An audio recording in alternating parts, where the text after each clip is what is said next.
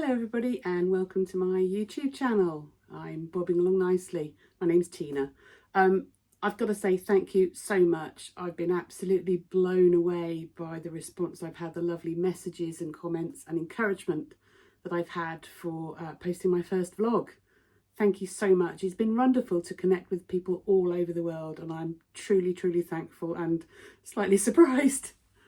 So I thought I'd just do a little catch up on what I've been making and a cautionary tale, if you like.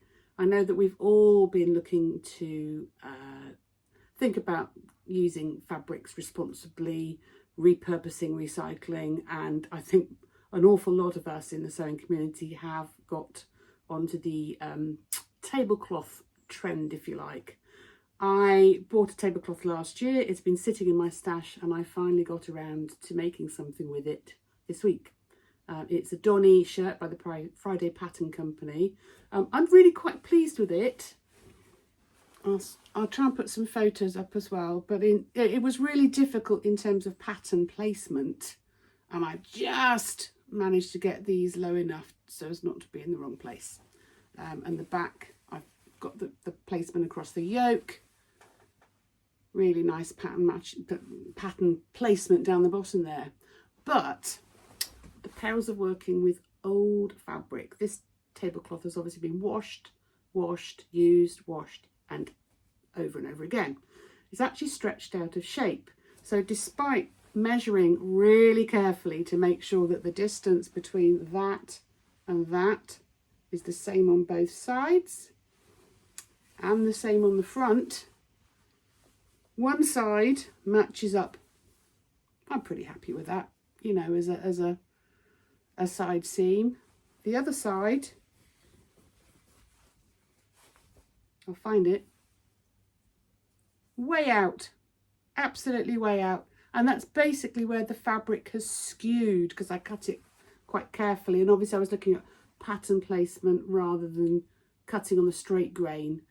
I imagine these things are mass produced and they probably don't work very much with straight grain in terms of the embroidery, but if you like perfection, steer clear because I'm going to wear it, I'm going to be quite happy with it, but you know, it could upset some people if it's not looking perfect down the sides. So a cautionary tale. I've also been working on another sundress. Now I made one, anyone who follows me on Instagram will have seen it the week before last, I think. It's called the First Raise Sundress. It's designed by Sarah Laws of My Handmade Wardrobe and it's specific to the Weekend Sewing Club. Now the Weekend Sewing Club is something that Sarah designed for people who don't have a huge amount of time for sewing but want to create nice straightforward patterns that you can sew up in a couple of hours. She's just reopened membership and I will pop a link in the comments below, assuming I can work out how to do that. But it's really good value. There's a new pattern every month that's designed by Sarah and you also, if you join, have access to previous patterns.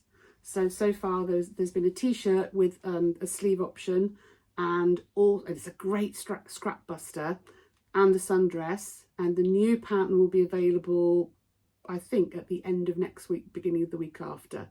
And I've seen a couple of the patterns in advance and they're nice patterns to work with.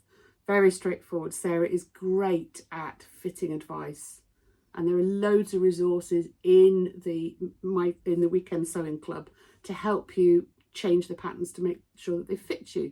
There's also a gallery of previous makes and there's a bunch of testers who make the pattern in advance. So the one I made before was a wearable toile. This week I thought I'd have some fun. You may need sunglasses, but I thought I'd go full on bright colours. I'll pop a photo up. I've been seeing this giant rickrack everywhere. It's all over my Pinterest feed and I thought, let's jazz it up. This, it's linen from my stash. It was actually beige and I dyed it hot pink. And I couldn't resist adding this really ridiculously large rickrack and some beautiful, I don't know if you can see those buttons. They're sparkly. They're from Becky at Becky Sewing Studio. She makes them herself and they're just lovely to work with. Quite a lot of time spent attaching the rickrack on the bottom And in fact, I'm going to go around again and sew that top edge so that it's more secure.